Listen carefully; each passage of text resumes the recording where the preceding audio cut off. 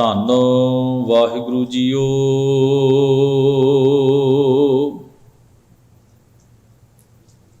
ਗੌੜੀ ਕਬੀਰ ਜੀ ਵਿਖਿਆ ਵਿਆਪਿਆ ਸਗਲ ਸੰਸਾਰ। ਵਿਖਿਆ ਲੈ ਡੂਬੀ ਪਰਵਾਰ।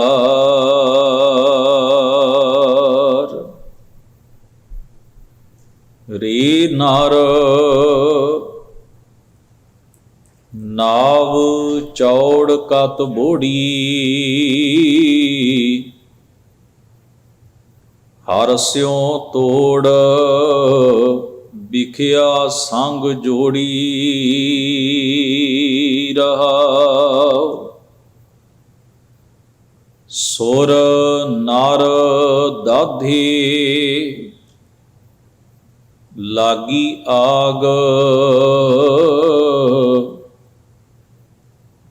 ਨਿਕਟ ਨੀਰ ਪਾਸ ਪੀਵਸ ਨਾ ਝਾਗ।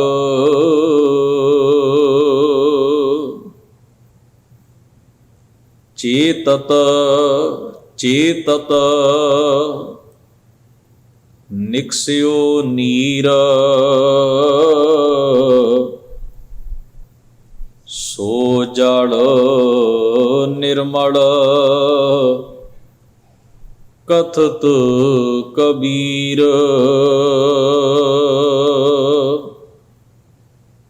ਚੇਤਤ ਚੇਤਤ ਨਿਕਸਿਓ ਨੀਰ। ਸੋ ਜਲ ਨਿਰਮਲ ਕਥਤ ਕਬੀਰ।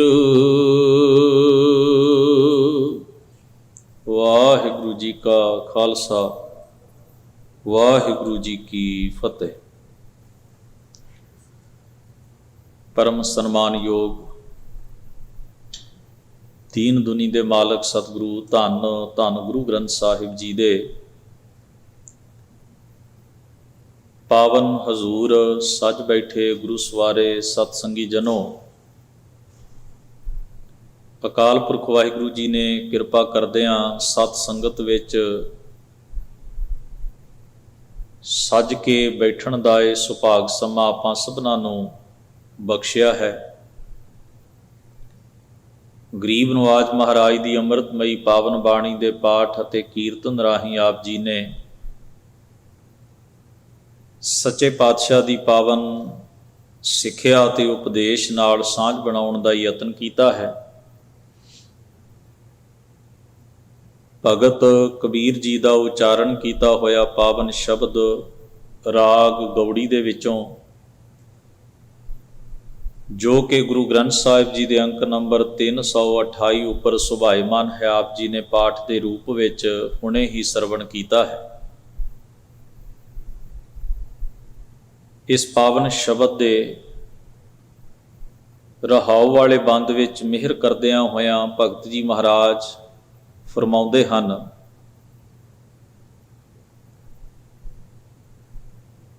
ਬੇੜੀ ਪਾਣੀ ਵਿੱਚ ਡੁੱਬ ਜਾਏ ਗੱਲ ਸਮਝ ਵਿੱਚ ਆਉਂਦੀ ਹੈ।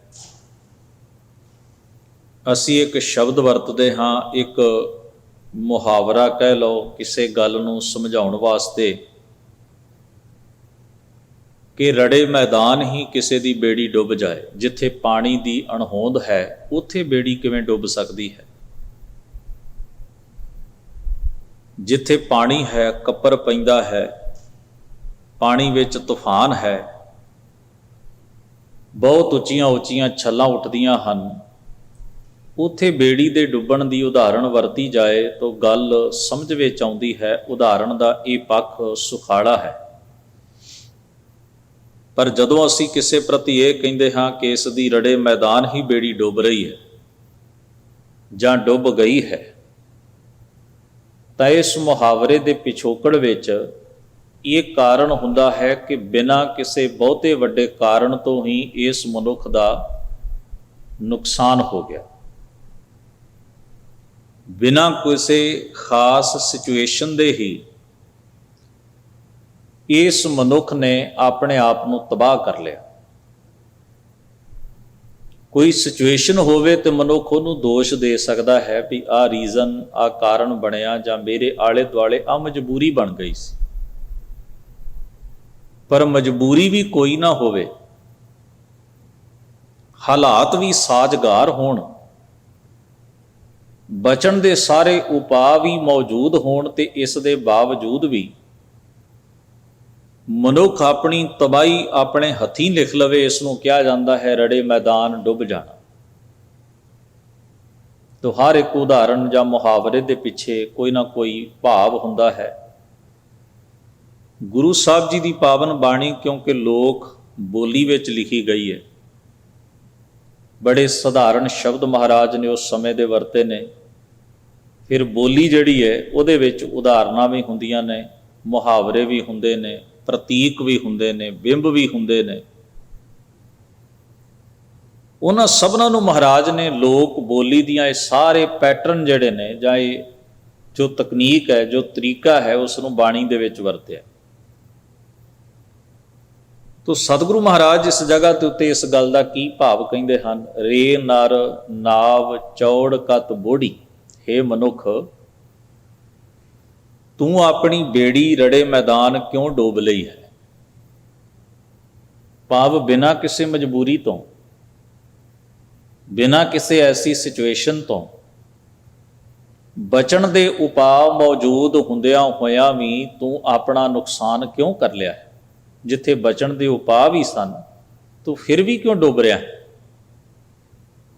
ਫਿਰ ਵੀ ਤੂੰ ਆਪਣਾ ਨੁਕਸਾਨ ਕਿਉਂ ਕਰ ਰਿਹਾ ਹੈ? ਇਸ ਨੂੰ ਇੱਕ ਟੀਕਾਕਾਰ ਨੇ ਬਿਆਨ ਕੀਤਾ ਹੈ ਕਿ ਮਨੁੱਖ ਦੇ ਅੰਦਰ ਵਿਵੇਕ ਦਾ ਕੁਦਰਤ ਨੇ ਅੰਸ਼ ਰੱਖਿਆ ਕਿ ਜਦੋਂ ਮੰਨ ਲਓ ਅਸੀਂ ਜਦੋਂ ਪਹਿਲੀ ਵਾਰ ਕੋਈ ਮਾੜੇ ਰਾਹ ਦੇ ਉੱਤੇ ਕਦਮ ਰੱਖਦੇ ਹਾਂ ਤੇ ਸਾਡੇ ਅੰਦਰੋਂ ਆਵਾਜ਼ ਉੱਠਦੀ ਹੈ ਵੀ ਨਹੀਂ, ਠੀਕ ਨਹੀਂ ਹੈ। ਸਾਡੇ ਅੰਦਰ ਦੇ ਕੋਈ ਭਲੇ ਸੰਸਕਾਰ ਸਾਨੂੰ ਅੰਦਰੋਂ ਆਵਾਜ਼ ਦਿੰਦੇ ਨੇ। ਤਾਂ ਉਹ ਜਿਹੜੀ ਅੰਦਰੋਂ ਆਵਾਜ਼ ਉੱਠਦੀ ਹੈ ਕਈ ਵਾਰ ਸਾਡੇ, ਉਸ ਨੂੰ ਅਸੀਂ ਅਣਸੁਣਿਆ ਵੀ ਕਰਦੇ ਹਾਂ। ਜ਼ੋਰ ਪੈ ਜਾਏ ਜਦੋਂ ਬਾਹਰ ਦੇ ਮਾਹੌਲ ਦਾ, ਤੇ ਉਹ ਅੰਦਰ ਦੀ ਆਵਾਜ਼ ਜਿਹੜੀ ਹੈ ਉਹ ਅਣਸੁਣੀ ਹੋ ਜਾਂਦੀ। ਹੁੰਦਾ ਕੀ ਹੈ ਵੀ ਮਨੁੱਖ ਦੂਜੀ ਵਾਰ ਉਦੋਂ ਝਿਜਕਦਾ ਹੈ, ਡਰਦਾ ਹੈ, ਆਪਣੇ ਆਪ ਵਿੱਚ ਕੰਬਦਾ ਹੈ, ਪਾਪ ਤੋਂ ਘਬਰਾਉਂਦਾ ਹੈ। ਜਦੋਂ ਉਹੀ ਕੰਮ ਅਸੀਂ ਦੂਸਰੀ ਵਾਰ ਫਿਰ ਦੁਬਾਰਾ ਕਰਨ ਲੱਗ ਜਾਂਦੇ ਹਾਂ ਤਾਂ ਸਾਡੇ ਅੰਦਰ ਦੀ ਉਹ ਆਵਾਜ਼ ਮੱਧਮ ਪੈ ਜਾਂਦੀ ਹੈ। ਅੰਦਰੋਂ ਝਿਜਕ ਤੇ ਹੁੰਦੀ ਹੈ ਪਰ ਝਿਜਕ ਮੱਧਮ ਪੈ ਜਾਂਦੀ। ਸਾਡਾ ਅੰਦਰ ਜਿਹੜਾ ਹੈ ਉਹ ਸਾਨੂੰ ਅੱਗੇ ਨਾਲੋਂ ਹੁਣ ਘੱਟ ਫੋਰਸ ਕਰਦਾ ਹੈ, ਮਜਬੂਰ ਕਰਦਾ ਹੈ। ਤੀਜੀ ਵਾਰ ਹੋਰ, ਚੌਥੀ ਵਾਰ ਹੌਲੀ ਹੌਲੀ ਹੌਲੀ ਹੌਲੀ ਸਾਡੇ ਅੰਦਰੋਂ ਉਹ ਆਵਾਜ਼ ਗੁੰਮ ਹੋਣ ਲੱਗ ਜਾਂਦੀ ਹੈ ਕਿ ਹੁਣ ਫੀਲ ਨਹੀਂ ਹੁੰਦਾ, ਜਿਹਨੂੰ ਆਪਾਂ ਕਹਿੰਦੇ ਮੈਨੂੰ ਫੀਲ ਨਹੀਂ ਹੁੰਦਾ ਵੀ ਮੈਂ ਗਲਤ ਕਰ ਰਿਹਾ, ਮਹਿਸੂਸ ਹੀ ਨਹੀਂ ਹੁੰਦਾ ਵੀ ਮੈਂ ਕੁਰਾਏ ਪੈ ਰਿਹਾ। ਪਹਿਲੀ ਵਾਰ ਦੀ ਦਸ਼ਾ ਨਾਲੋਂ ਹੁਣ 10ਵੀਂ 15ਵੀਂ ਵਾਰ ਜਦੋਂ ਕਾਰਜ ਕੀਤਾ ਤੇ ਬਹੁਤ ਵੱਡਾ ਡਿਫਰੈਂਸ ਪੈ ਗਿਆ, ਬਹੁਤ ਵੱਡਾ ਫਰਕ ਪੈ ਗਿਆ।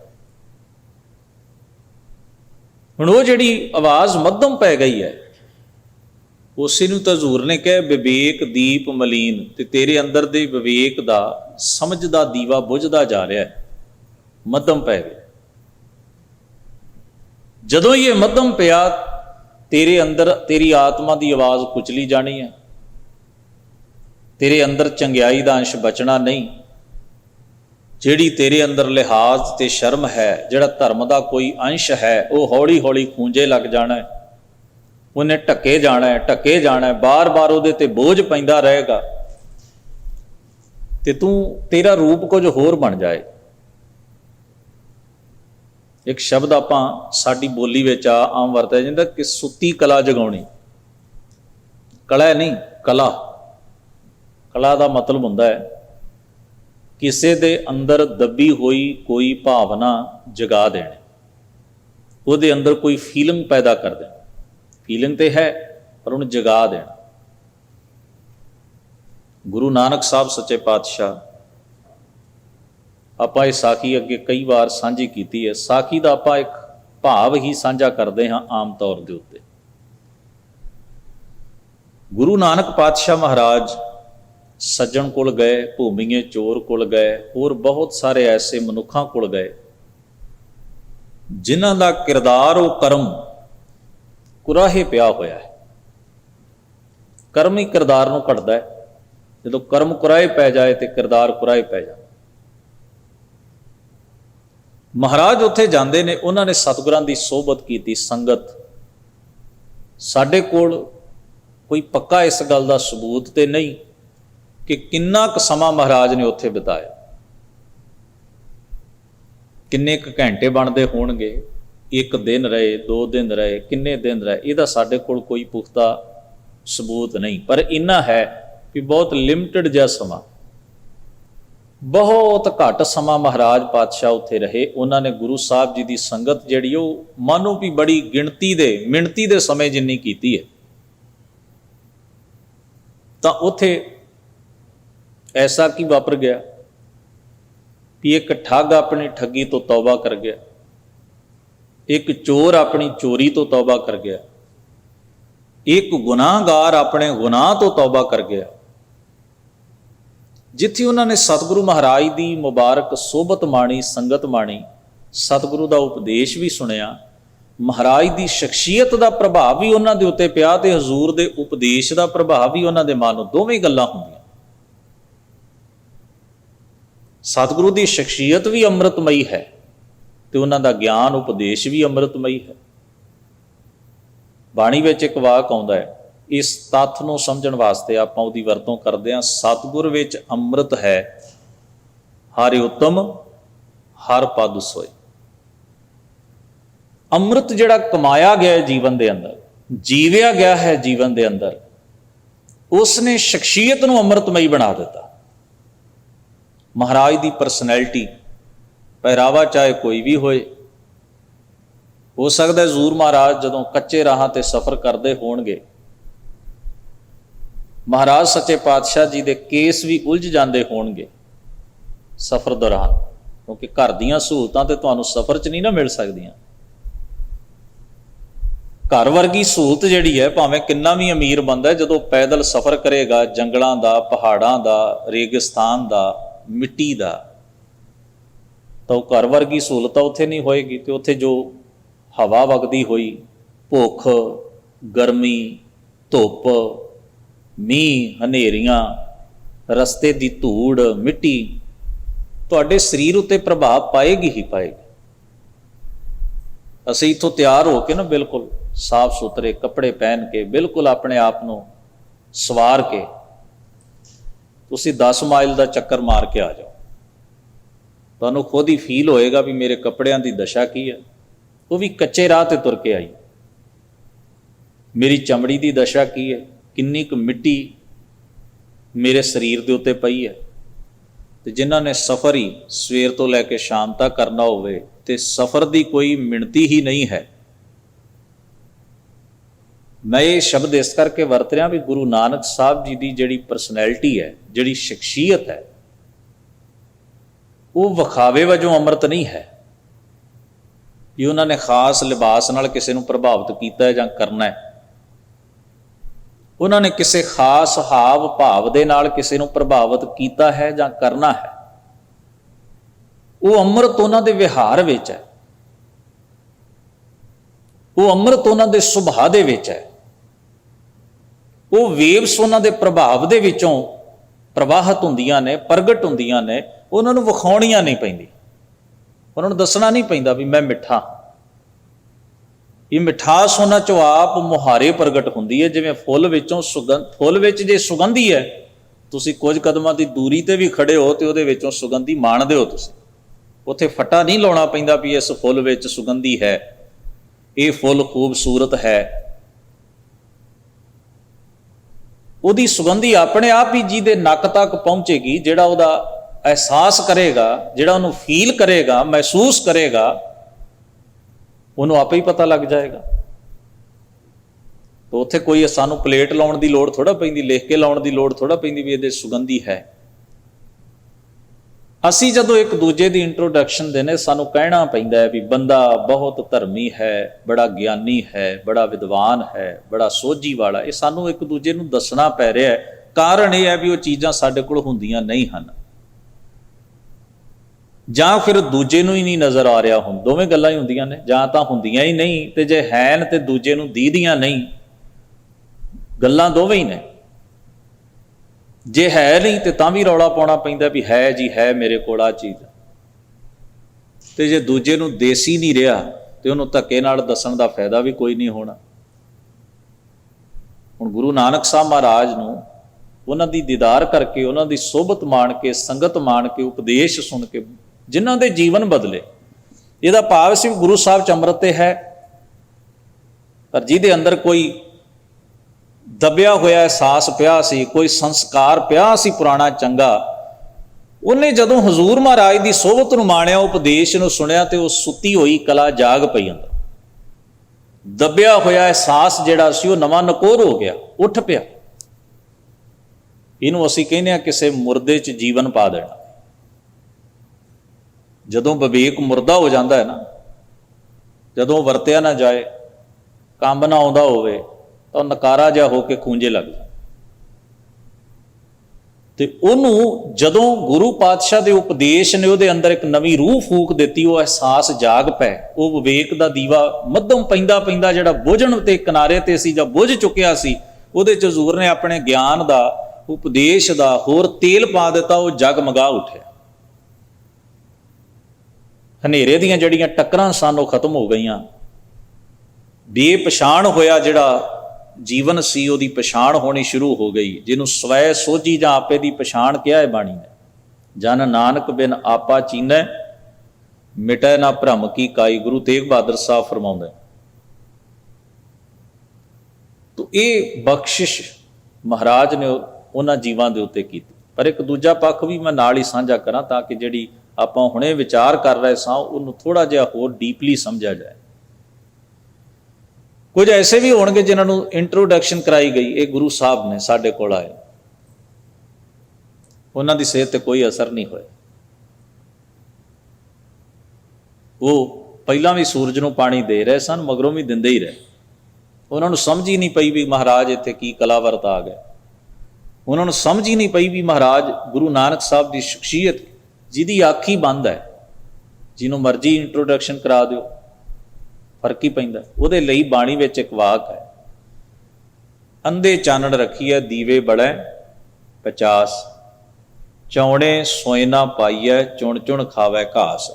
ਤੁਸੀਂ ਪਸ਼ੂ ਦੇ ਅੱਗੇ ਸੋਨਾ ਰੱਖ ਦਿਓ ਤੇ ਖਾਣਾ ਤੇ ਉਹਨੇ ਘਾਹ ਹੀ ਹੈ ਨਾ, ਅਖੀਰ ਸੋਨਾ ਥੋੜੀ ਖਾਏਗਾ। ਉਹਨੇ ਚੁਣ ਚੁਣ ਕੇ ਵੀ ਇੱਕ ਇੱਕ ਤਿੰਨ ਜਿਹੜੀ ਹੈ ਘਾਹ ਦੀ ਉਹ ਖਾ ਲੈਣੀ ਹੈ, ਸੋਨਾ ਖੁਰਲੀ 'ਚ ਹੀ ਰਹਿਣਾ। ਬੋੜਾ ਜੇ ਸਮਝਾਈਏ ਪੜ੍ਹੀਆਂ ਸਿਮਰਤ ਪਾਠ, ਬੋਲੇ ਦੇ ਲਾਗੇ ਤੁਸੀਂ, ਜਿਹਦੇ ਕੰਨ ਨਕਾਰਾ ਨੇ, ਜਿਹਦੀ ਸੁਣ ਸ਼ਕਤੀ ਖਤਮ ਹੈ, ਉਹਦੇ ਲਾਗੇ ਤੁਸੀਂ ਬੜੇ ਹੀ ਮਹਾਨ ਗ੍ਰੰਥਾਂ ਦਾ ਪਠਨ ਪਾਠ, ਉਹਨੂੰ ਜਦੋਂ ਸੁਣਦਾ ਹੀ ਕੱਖ ਨਹੀਂ ਤਾਂ ਫਾਇਦਾ ਕੀ ਹੋਇਆ? ਉਹਦੀ ਸਿਹਤ ਤੇ ਤਾਂ ਕੋਈ ਅਸਰ ਨਹੀਂ। ਪੜ੍ਹਨ ਵਾਲੇ ਦੀ ਸਿਹਤ ਤੇ ਅਸਰ ਹੋ ਜਾਏ ਤੇ ਗੱਲ ਵੱਖਰੀ, ਜਿਹਨੂੰ ਸੁਣਦਾ ਹੀ ਕੱਖ ਨਹੀਂ। ਹੁਣ ਸਾਡੀ ਦਸ਼ਾ ਵੀ ਤਾਂ ਇਹੀ ਹੁੰਦੀ ਹੈ ਨਾ ਜੀ, ਪੜ੍ਹ ਲਵਾਂਗੇ, ਜਦੋਂ ਜ਼ਬਾਨ ਨੂੰ ਵਲ ਪੈਣ ਲੱਗ ਪਿਆ ਉਦੋਂ ਬਾਣੀ ਪੜ੍ਹ ਲਵਾਂਗੇ। ਅਸੀਂ ਬਹਾਨਾ ਵੀ, ਸਮਾਂ ਵੀ ਉਹ ਮਿਥਿਆ ਵੀ ਜਿੱਥੇ ਹੋਵੇ ਵੀ ਕੱਖ ਨਾ। ਸੁਣ ਲਵਾਂਗੇ ਕਦੋਂ? ਜਦੋਂ ਕੰਨ ਵਿੱਚ ਲੱਗੀ ਹੋਈ ਟੂਟੀ ਵੀ ਕੰਮ ਨਾ ਕਰ ਸਕੇ, ਉਦੋਂ ਅਸੀਂ ਕੀ ਅਭਿਆਸ ਕਰਾਂਗੇ? ਤੁਸੀਂ ਸੁਣੋ, ਗੁਰੂ ਫਿਰ ਵੀ ਕਿਸੇ ਨੂੰ ਧੱਕਾ ਨਹੀਂ ਦਿੰਦਾ, ਮੈਂ ਨਾਲ ਇਹ ਵੀ ਬੇਨਤੀ ਕਰਦਾ, ਪਰ ਸਾਡੀ ਇਮਾਨਦਾਰੀ ਸ਼ੱਕ ਦੇ ਕਟਹਿਰੇ ਵਿੱਚ ਹੈ। ਗੁਰੂ ਦੀ ਬਖਸ਼ੰਦਗੀ ਸ਼ੱਕ ਦੇ ਕਟਹਿਰੇ 'ਚ ਨਹੀਂ ਹੈ। ਗੁਰੂ ਤੇ ਉਦੋਂ ਵੀ ਬਖਸ਼ ਲਏਗਾ, ਪਰ ਸਾਡੀ ਇਮਾਨਦਾਰੀ ਸ਼ੱਕ ਦੇ ਕਟਹਿਰੇ ਸਦਾ ਰਹਿੰਦੀ। ਅਸੀਂ ਉਦੋਂ ਕਰਾਂਗੇ ਕੋਈ ਵੀ ਕਾਰਜ ਜਦੋਂ ਸਾਨੂੰ ਹੋਰ ਕਿਸੇ ਥਾਂ ਨੇ ਝੱਲਿਆ ਨਾ, ਜਦੋਂ ਘਰ ਵਾਲਿਆਂ ਨੂੰ ਵੀ ਲੱਗਿਆ ਵੀ ਇਹ ਸਾਡੇ ਤੇ ਬੋਝ ਹੈ, ਫਿਰ ਅਸੀਂ ਆਖਾਂਗੇ ਜੇ ਅਸੀਂ ਸਿੱਖੀ ਦੀ ਸੇਵਾ ਕਰਨੀ ਹੈ। ਫਿਰ ਤਾਂ ਅਸੀਂ ਪਰੇਸ਼ਾਨੀ ਖੜੀ ਕਰ ਸਕਦੇ ਹਾਂ ਕਿਸੇ ਜਗ੍ਹਾ ਤੇ ਜਾ ਕੇ, ਸੇਵਾ ਨਹੀਂ ਹੋਣੀ, ਖਿਮਾ ਕਰਿਓ। ਫਿਰ ਕਾਹਦੀ ਸੇਵਾ ਹੈ? ਜਦੋਂ ਨਾ ਸਾਡੇ ਤੋਂ ਬੋਲਿਆ ਜਾਣਾ ਹੈ, ਨਾ ਕਿਸੇ ਦੀ ਗੱਲ ਸਮਝ ਆਉਣੀ ਹੈ, ਨਾ ਚੇਤਾ ਰਹਿਣਾ ਤੇ ਨਾ ਸੁਣੀ ਜਾਣੀ ਹੈ, ਨਾ ਬੈਠਿਆ ਜਾਣਾ। ਉਦੋਂ ਤਾਂ ਅਸੀਂ ਜਿੱਥੇ ਵੀ ਜਾਵਾਂਗੇ ਅਗਲੇ ਦੀ ਮੁਸ਼ਕਿਲ ਵਿੱਚ ਹੀ ਵਾਧਾ ਕਰਾਂਗੇ ਨਾ ਵੀ ਸਾਨੂੰ ਸਾਂਭੋ। ਉਦੋਂ ਕੀ ਸੇਵਾ ਕਰਾਂਗੇ? ਉਦੋਂ ਤਾਂ ਸਾਨੂੰ ਸੇਵਾ ਦੀ ਲੋੜ ਪੈਣੀ ਹੈ। ਤਾਂ ਬਹੁਤੇ ਅਸੀਂ ਐਵੇਂ ਦੇ ਹੀ, ਬਚਪਨ ਵੀ ਚਲਿਆ ਜਾਂਦਾ ਹੈ, ਜਵਾਨੀ ਵੀ ਚਲੀ ਜਾਂਦੀ ਹੈ, ਅੱਧ ਖੜ ਦੀ ਅਵਸਥਾ ਵੀ ਲੰਘ ਜਾਂਦੀ ਹੈ। ਉਹ ਜਿੱਥੇ ਕਾ ਕੇ ਫਿਰ ਖਿਆਲ ਪੱਕ ਜਾਂਦੇ ਨੇ, ਉੱਥੋਂ ਅਸੀਂ ਧਰਮ ਵੱਲ ਕਈ ਸੱਜਣ ਮੋੜਾ ਕੱਟਦੇ ਨੇ ਤੇ ਉਹ ਫਿਰ ਜਿੱਥੇ ਵੀ ਜਾਂਦੇ ਨੇ ਖਾਪੀ ਪੈਂਦੀ ਹੈ, ਸੁਧਾਰ ਕੁਝ ਨਹੀਂ ਹੁੰਦਾ। ਜੋ ਆਪ ਨਹੀਂ ਸਿੱਖਿਆ ਉਹ ਕਿਸੇ ਨੂੰ ਕਿਵੇਂ ਸਿਖਾਇਆ ਜਾ ਸਕਦਾ? ਜਿਹੜੀ ਗੱਲ ਆਪ ਜਾਣੀ ਨਹੀਂ ਸਾਰੀ ਜ਼ਿੰਦਗੀ, ਉਹ ਕਿਸੇ ਨੂੰ ਕਿਵੇਂ ਜਣਾਈ ਜਾ ਸਕਦੀ ਹੈ? ਤੇ ਇਸ ਤਰ੍ਹਾਂ ਵੀ ਮੁਸ਼ਕਲਾਂ ਉਪਜ ਪੈਂਦੀਆਂ ਨੇ, ਪੈਦਾ ਹੋ ਜਾਂਦੀਆਂ ਨੇ। ਸਤਿਗੁਰੂ ਸੱਚੇ ਪਾਤਸ਼ਾਹ ਜੀ, ਗੁਰੂ ਨਾਨਕ ਮਹਾਰਾਜ ਨੇ ਉਹਨਾਂ ਦੇ ਅੰਦਰ ਦੇ ਉਹ ਦੱਬੇ ਹੋਏ ਅਹਿਸਾਸ, ਉਹ ਇੱਕ ਖੂੰਜੇ ਲੱਗਿਆ ਹੋਇਆ ਜਿਹੜਾ ਵਿਵੇਕ ਹੈ, ਉਹਨੂੰ ਜਗਾਇਆ ਤੇ ਉਹਨਾਂ ਬੰਦਿਆਂ ਦੀ ਜ਼ਿੰਦਗੀ ਮੋੜਾ ਕੱਟ। ਉਹਨਾਂ ਬੰਦਿਆਂ ਦਾ ਜੀਵਨ ਜਿਹੜਾ ਸੀ ਇੱਕਦਮ ਉਹਦੇ ਚ ਪਲਟਾ ਆਇਆ, ਤਬਦੀਲੀ ਵਾਪਰ ਗਈ। ਗਰੀਬ ਨਵਾਜ ਪਾਤਸ਼ਾਹ ਜੀ, ਭਗਤ ਕਬੀਰ ਜੀ ਦਾ ਇਹ ਜੋ ਵਾਕ ਹੈ, ਇਸੇ ਸੰਦਰਭ ਦੇ ਉੱਤੇ, ਇਸ ਪੁਆਇੰਟ ਦੇ ਉੱਤੇ ਆ ਕੇ ਬੜਾ ਅਸਰਅੰਦਾਜ਼ ਹੁੰਦਾ। ਉਹ ਕਹਿੰਦੇ ਨੇ ਤੇਰੇ ਕੋਲ ਬੁੱਧੀ ਹੈ, ਅੰਦਰੋਂ ਆਵਾਜ਼ ਵੀ ਉੱਠਦੀ ਹੈ, ਅਹਿਸਾਸ ਵੀ ਕਈ ਵਾਰ ਹੁੰਦੇ ਨੇ, ਤੂੰ ਫਿਰ ਵੀ ਉਹ ਆਪਣੇ ਅੰਦਰ ਦੀ ਆਵਾਜ਼ ਨਹੀਂ ਸੁਣਦਾ ਤੇ ਸੰਭਾਵਨਾ ਹੁੰਦਿਆਂ ਹੋਇਆਂ ਵੀ ਤੂੰ ਗਲਤ ਪਾਸੇ ਜਾਣ ਤੋਂ ਰੁਕ ਜਾਏ, ਜਾਣ ਬੁੱਝ ਕੇ ਡੁੱਬਦਾ ਹੈ। ਸਮਝੋ ਵੀ ਤੇਰੇ ਕੋਲ ਸਾਧਨ ਹੁੰਦਿਆਂ ਹੋਇਆਂ ਵੀ, ਤੇਰੇ ਕੋਲ ਸੰਭਾਵਨਾ ਪੋਸੀਬਿਲਿਟੀ ਹੁੰਦਿਆਂ ਹੋਇਆਂ ਵੀ ਤੂੰ ਆਪਣੀ ਬੇੜੀ ਜਾਣ ਕੇ ਡੋਬੀ। ਤੂੰ ਕੁਰਾਹ ਪੈਣ ਦਾ ਜਾਣ ਕੇ ਰਾਹ ਅਖਤਿਆਰ ਕੀਤਾ। ਮਨ ਜਾਣੈ ਸਭ ਬਾਤ, ਜਾਣਤ ਹੀ ਔਗਣ ਕਰੇ, ਕਾਹੇ ਕੀ ਕੋ ਸਲਾਹ। ਉਹ ਕਹਿੰਦੇ ਨੇ ਸਲਾਹ ਤੇ ਉੱਥੇ ਦਈਏ ਨਾ ਜਿੱਥੇ ਅਗਲੇ ਨੂੰ ਪਤਾ ਨਾ ਹੋਵੇ, ਅਣਜਾਣ ਹੋਵੇ ਬੰਦਾ ਤੇ ਸਲਾਹ ਦਿੱਤੀ ਜਾ ਸਕਦੀ ਹੈ। ਜਿਹੜਾ ਜਾਣ ਬੁੱਝ ਕੇ ਖੂਹ 'ਚ ਡਿੱਗਣਾ ਚਾਹੇ, ਉਹ ਵੀ ਤਲੀ ਤੇ ਦੀਵਾ ਰੱਖ ਕੇ, ਹਥੇਲੀ ਤੇ ਦੀਵਾ ਰੱਖ ਕੇ, ਉੱਥੇ ਤੁਹਾਡੀ ਸਲਾਹ ਦਾ ਕੀ ਅਸਰ ਹੈ? ਜਿਹਦੇ ਉੱਤੇ ਦੀਵੇ ਦੇ ਚਾਨਣ ਦਾ ਅਸਰ ਨਹੀਂ, ਜਿਹਨੂੰ ਖੂਹ ਦੀਦਾ ਤੇ ਫਿਰ ਵੀ ਤੁਰਿਆ ਜਾਂਦਾ, ਤੁਹਾਡੀ ਸਲਾਹ ਨਾਲ ਰੁਕ ਜਾਏਗਾ। ਇੱਕ ਮਨੋ ਅਵਸਥਾ ਦਾ ਜ਼ਿਕਰ ਕੀਤਾ ਹੈ ਭਗਤ ਕਬੀਰ ਜੀ ਮਹਾਰਾਜ। ਤੋਂ ਵੱਖ-ਵੱਖ ਸਟੇਜਾਂ ਹੁੰਦੀਆਂ ਨਾ ਮਨ ਦੀਆਂ, ਤੋਂ ਗੁਰਬਾਣੀ ਵਿੱਚ ਉਹਨਾਂ ਦਾ ਵੱਖ-ਵੱਖ ਤਰ੍ਹਾਂ ਨਾਲ ਹਜ਼ੂਰ ਮਹਾਰਾਜ ਨੇ ਜ਼ਿਕਰ ਕੀਤਾ। ਤੋਂ ਇੱਥੇ ਬਖਸ਼ਿਸ਼ ਕਰਦੇ ਨੇ, ਰੇ ਨਰ ਨਾਵ ਚੌੜ ਕਤ ਬੋੜੀ, ਹਰਸਿਓ ਤੋੜ ਵੇਖਿਆ ਸੰਗ ਜੋੜੀ। ਤੇਰੇ ਅੰਦਰ ਹਰੀ ਅਕਾਲ ਪੁਰਖ ਪਰਮੇਸ਼ਰ ਦਾ ਵਾਸਾ ਹੈ। ਉਸ ਨੂੰ ਅਣਸੁਣਿਆ ਕਰਕੇ, ਉਸ ਦਾ ਅਹਿਸਾਸ ਨਾ ਕਰਕੇ, ਉਸ ਨੂੰ ਮਹਿਸੂਸ ਨਾ ਕਰਕੇ, ਉਸ ਨੂੰ ਆਪਣੇ ਵਜੂਦ ਵਿੱਚੋਂ ਨਾ ਤਲਾਸ਼ ਕੇ, ਨਾ ਜਾਣ ਕੇ, ਤੂੰ ਆਪਣੀ ਸਾਂਝ ਕਿਹੜੀ ਚੀਜ਼ ਨਾਲ ਜੋੜੀ ਹੈ? ਵਿਖਿਆ ਸੰਗ ਜੋੜੀ। ਵਿਖਿਆ ਦਾ ਅਰਥ ਹੈ ਜ਼ਹਿਰ। ਇੱਥੇ ਜ਼ਹਿਰ ਰੂਪ ਮਾਇਆ। ਤੂੰ ਮਾਇਆ ਨਾਲ ਆਪਣਾ ਰਿਲੇਸ਼ਨ ਕਾਇਮ ਕਰ ਲਿਆ, ਕਰਤੇ ਨੂੰ ਛੱਡ ਕੇ ਕਿਰਤ ਨਾਲ ਜੁੜ ਗਿਆ। ਕਰਤੇ ਦਾ ਅਹਿਸਾਸ ਭੁਲਾ ਕੇ ਤੂੰ ਕਿਰਤ ਨੂੰ ਵੱਡਾ ਜਾਣ ਲਿਆ। ਕੀਤੇ ਕਹੋ ਮੇਰਾ ਸਮਾਨੈ, ਕਰਨਹਾਰ ਤ੍ਰਿਣ ਜਾਣੈ। ਜੋ ਕਰਨਹਾਰ ਹੈ ਤੈਨੂੰ ਲੱਗਦਾ ਵੀ ਉਹ ਕੌਣ ਹੈ, ਉਸ ਤੋਂ ਤੂੰ ਅਣਜਾਣ ਹੈ, ਤੇ ਜੋ ਕੀਤਾ ਗਿਆ ਉਹ ਤੈਨੂੰ ਵੱਡਾ ਲੱਗਦਾ। ਭਾਵ ਕਰਨ ਵਾਲੇ ਨਾਲੋਂ ਕੀਤਾ ਹੋਇਆ ਜਿਹੜਾ ਉਹ ਤੇਰੇ ਤੇ ਜ਼ਿਆਦਾ ਅਸਰਅੰਦਾਜ਼ ਹੋ ਰਿਹਾ। ਕੀਤੇ ਕਹੋ ਮੇਰਾ ਸਮਾਨ ਹੈ, ਮੇਰ ਮਤਲਬ ਪਹਾੜ, ਕਰਨਹਾਰ ਜੋ ਕਰਨ ਵਾਲਾ ਹੈ ਉਸ ਨੂੰ ਤ੍ਰਿਣ ਸਮਾਨ ਵੀ ਨਹੀਂ ਜਾਣਦਾ, ਘਾਹ ਦੇ ਤਿਣਕੇ ਮਾਤਰ ਵੀ ਨਹੀਂ ਜਾਣਦਾ, ਤੇ ਜੋ ਕੀਤਾ ਗਿਆ ਉਸ ਨੂੰ ਵੱਡਾ ਜਾਣਦਾ। ਭਾਵ ਤੂੰ ਕਿਰਤ ਨੂੰ ਵਡੇਰਾ ਸਮਝਦਾ ਤੇ ਕਰਤੇ ਨੂੰ ਪਛਾਣਦਾ ਨਹੀਂ। ਇਵੇਂ ਤੂੰ ਰੂਪ ਰੰਗ ਆਕਾਰ ਤੇ ਵਿਸ਼ੇ ਵਿਕਾਰਾਂ ਦੇ ਚਸਕਿਆਂ ਵਿੱਚ ਖੁਆਰ ਹੁੰਦਾ। ਤੋ ਮਹਾਰਾਜ ਆਰੰਭ ਦੇ ਵਾਕ ਵਿੱਚ ਫਰਮਾਉਂਦੇ ਨੇ, ਵਿਖਿਆ ਵਿਆਪਿਆ ਸਗਲ ਸੰਸਾਰ, ਵਿਖਿਆ ਲੈ ਡੂਬੀ ਪਰਵਾਰ। ਇਹ ਆਰੰਭ ਦਾ ਵਾਕ ਹੈ। ਵਿਖਿਆ ਤੋਂ ਭਾਵ ਹੈ ਜ਼ਹਿਰ, ਜ਼ਹਿਰ ਦਾ ਅਰਥ ਇੱਥੇ ਭਾਵ ਮਾਇਆ ਤੋਂ ਹੈ। ਕਿਹੜੀ ਚੀਜ਼ ਜ਼ਹਿਰ ਹੈ ਸੰਸਾਰ ਦੇ ਅੰਦਰ? ਵੈਸੇ ਤੇ ਹਜ਼ੂਰ ਨੇ ਬਾਣੀ ਚ ਕਿਹਾ, ਦੇਖ ਅੰਮ੍ਰਿਤ ਕਰਤਾਰ ਉਪਾਏ, ਸੰਸਾਰ ਬਿਰਖ ਕੋ ਦੋਏ ਫਲ ਲੈ। ਕੋਈ ਚੀਜ਼ ਆਪਣੇ ਆਪ ਵਿੱਚ ਨਾ ਜ਼ਹਿਰ ਹੈ ਨਾ ਅੰਮ੍ਰਿਤ ਹੈ। ਅਸੀਂ ਉਹਦੀਆਂ ਕੈਟਾਗਰੀਜ਼ ਬਣਾਈਆਂ ਨੇ, ਉਹਦੀ ਵੰਡ ਕੀਤੀ ਹੈ ਸਿਆਣਪ ਵਿਵੇਕ ਦੇ ਆਧਾਰ ਦੇ ਉੱਤੇ। ਜਿਹੜੀ ਚੀਜ਼ ਨੇ ਸਾਨੂੰ ਨੁਕਸਾਨ ਪਹੁੰਚਾਇਆ ਅਸੀਂ ਕਹੇ ਜ਼ਹਿਰ ਹੈ, ਜਿਹੜੀ ਚੀਜ਼ ਨੇ ਸਾਨੂੰ ਫਾਇਦਾ ਤੇ ਲਾਭ ਦਿੱਤਾ ਅਸੀਂ ਕਿਹਾ ਇਹ ਅੰਮ੍ਰਿਤ ਹੈ। ਹੁਣ ਸਿਆਣੇ ਲੋਕਾਂ ਨੇ ਦੋ ਭਾਗਾਂ ਵਿੱਚ ਚੀਜ਼ਾਂ ਨੂੰ ਵੰਡ ਲਿਆ। ਫਾਇਦਾ ਦੇਣ ਵਾਲੀ ਨੂੰ ਅੰਮ੍ਰਿਤ ਆਖਿਆ, ਨੁਕਸਾਨ ਕਰਨ ਵਾਲੀ ਨੂੰ ਜ਼ਹਿਰ ਆਖਿਆ। ਤੇ ਨਾਲ ਹੀ ਸਾਨੂੰ ਸਮਝਾਇਆ ਜ਼ਹਿਰ ਦਾ ਰੰਗ ਕਿੰਨਾ ਵੀ ਚੰਗਾ ਹੋਵੇ, ਉਹ ਕਿੰਨੇ ਵੀ ਕੀਮਤੀ ਭਾਂਡੇ 'ਚ ਪਿਆ ਹੋਵੇ, ਉਹ ਪੀਣ ਵਿੱਚ ਕਿੰਨਾ ਵੀ ਸਵਾਦਲਾ ਹੋਵੇ, ਤਾਂ ਵੀ ਉਸ ਦੇ ਉੱਤੇ ਯਕੀਨ ਨਾ ਕਰਨਾ। ਕਿਉਂ? ਕਿਉਂਕਿ ਉਹਦਾ ਰਿਐਕਸ਼ਨ ਜਿਹੜਾ ਹੈ ਉਹ ਘਾਤਕ ਹੋਏਗਾ, ਉਹਦਾ ਅਸਰ ਮਾੜਾ ਹੋਏਗਾ। ਤੇ ਨਾਲ ਇਹ ਵੀ ਦੱਸਿਆ ਵੀ ਅੰਮ੍ਰਿਤ ਹੋ ਸਕਦਾ ਹੈ ਵੇਖਣ ਵਿੱਚ ਚੰਗਾ ਨਾ ਲੱਗੇ, ਹੋ ਸਕਦਾ ਹੈ ਜ਼ੁਬਾਨ ਨੂੰ ਸਵਾਦਲਾ ਨਾ ਲੱਗੇ, ਹੋ ਸਕਦਾ ਹੈ ਬਹੁਤੇ ਮਹਿੰਗੇ ਭਾਂਡੇ ਵਿੱਚ ਨਾ ਹੋਵੇ, ਫਿਰ ਵੀ ਉਹਦੇ ਤੇ ਯਕੀਨ ਕਰਨਾ, ਉਸ ਤੋਂ ਖੁੰਝਣਾ ਨਾ, ਕਿਉਂਕਿ ਉਹ ਤੁਹਾਡੇ ਜੀਵਨ ਦਾ ਫਾਇਦਾ ਕਰਨ ਵਾਲਾ। ਪਰ ਮਨੁੱਖ ਸਭ ਤੋਂ ਵੱਧ ਕਿਹੜੀ ਚੀਜ਼ ਤੇ ਪ੍ਰਭਾਵਿਤ ਹੋਏਗਾ? ਰੰਗ ਉੱਤੇ। ਚੀਜ਼ ਜਿਹੜੀ ਵਸਤੂ ਵਿੱਚ ਪਾਈ ਗਈ, ਉਹ ਭਾਂਡਾ ਜਿਹੜਾ ਹੈ ਉਹਦੇ ਤੇ ਡੁੱਲੇਗਾ। ਤਾਂ ਸੋਨੇ ਦੇ ਭਾਂਡੇ 'ਚ ਪਾ ਕੇ ਜ਼ਹਿਰ ਦੇ ਦਿਓ, ਪੀ ਲੈ, ਭਾਂਡੇ ਨੂੰ ਵੇਖੇਗਾ, ਵਿਚਲੀ ਵਸਤੂ ਨਹੀਂ ਵੇਖੇਗਾ।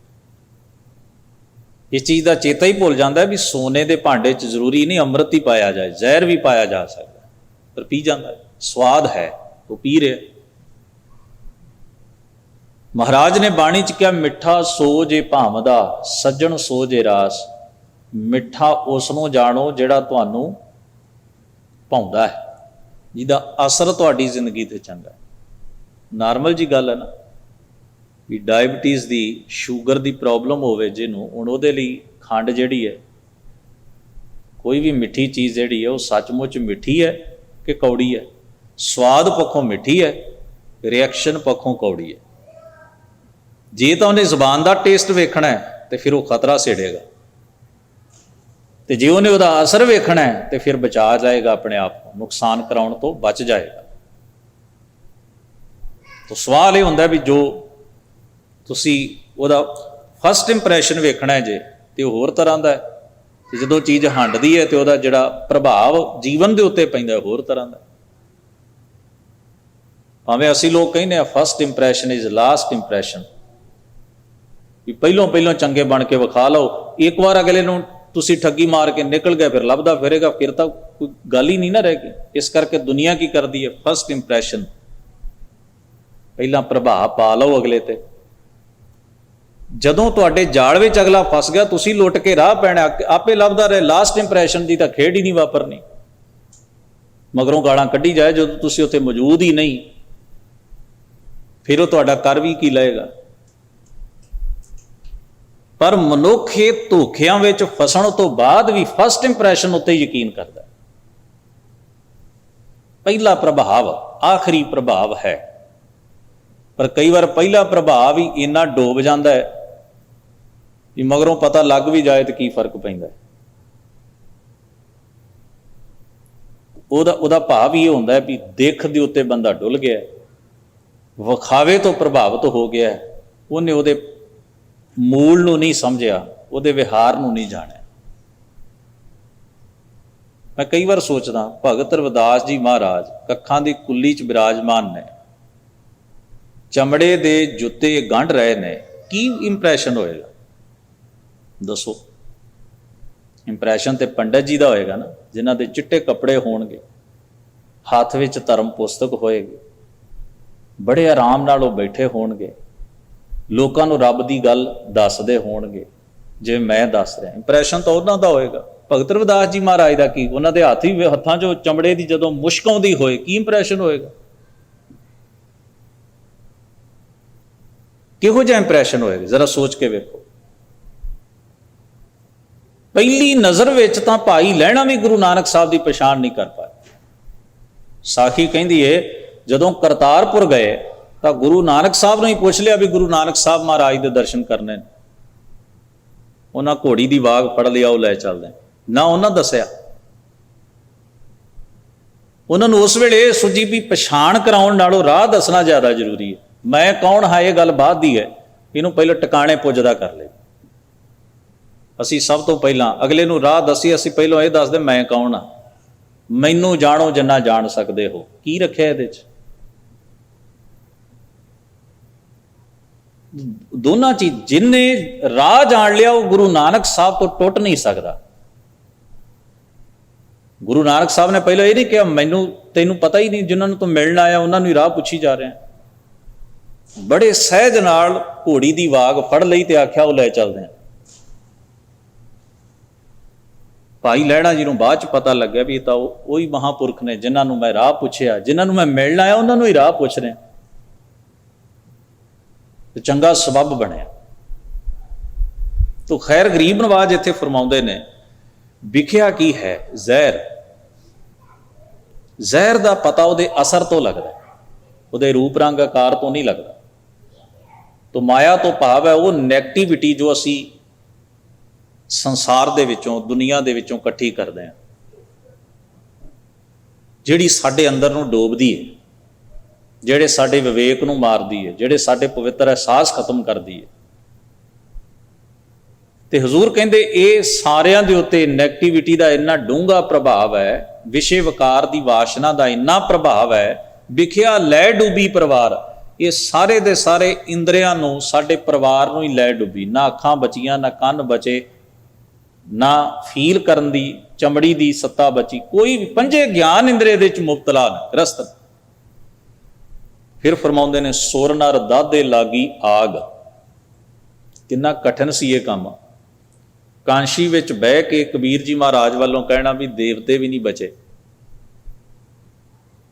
ਦੇਵਤੇ ਵੀ ਨਹੀਂ ਬਚੇ। ਅਸੀਂ ਸਿੱਖ ਹੋ ਕੇ ਹੁਣ ਅਜੇ ਵੀ ਦੇਵਤਿਆਂ ਦਾ ਲੜ ਨਹੀਂ ਛੱਡਣ ਨੂੰ ਤਿਆਰ। ਕਬੀਰ ਜੀ ਕਾਂਸ਼ੀ ਵਿੱਚ ਬਹਿ ਕੇ ਉਹਨਾਂ ਸਮਿਆਂ 'ਚ ਕਹਿ ਰਹੇ ਨੇ ਸੁਰ। ਸੁਰ ਕਿਹਨੂੰ ਕਹਿੰਦੇ ਨੇ? ਦੇਵਤੇ ਨੂੰ।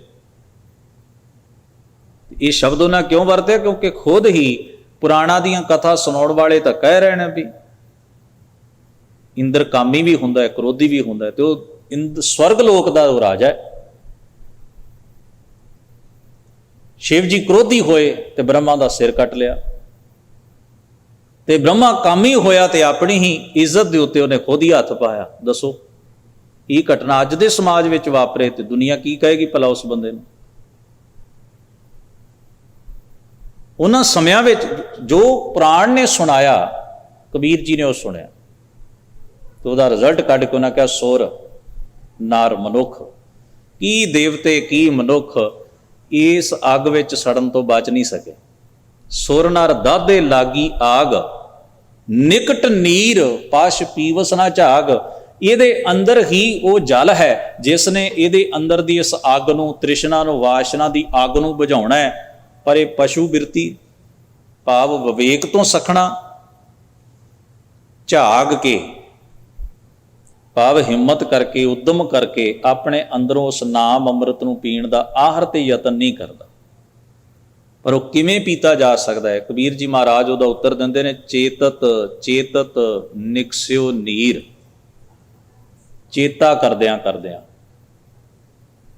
ਆਪਣੇ ਮਨ ਦੇ ਅੰਦਰ ਚਿੰਤਨ ਕਰਦਿਆਂ ਕਰਦਿਆਂ, ਜਿਵੇਂ ਤੁਸੀਂ ਬੁਰਾਈ ਦਾ ਚਿੰਤਨ ਕੀਤਾ ਤੇ ਬੁਰੇ ਹੋਏ, ਪਾਪ ਦਾ ਚਿੰਤਨ ਕੀਤਾ ਤੇ ਪਾਪੀ ਹੋਏ, ਇਸੇ ਤਰ੍ਹਾਂ ਸੱਚ ਦਾ ਚਿੰਤਨ ਕਰਾਂਗੇ, ਵਿਵੇਕ ਦਾ ਚਿੰਤਨ ਕਰਾਂਗੇ ਤੇ ਵਿਵੇਕੀ ਹੋਵਾਂਗੇ। ਚੇਤਤ ਚੇਤਤ ਨਿਕਸਿਓ ਨੀਰ।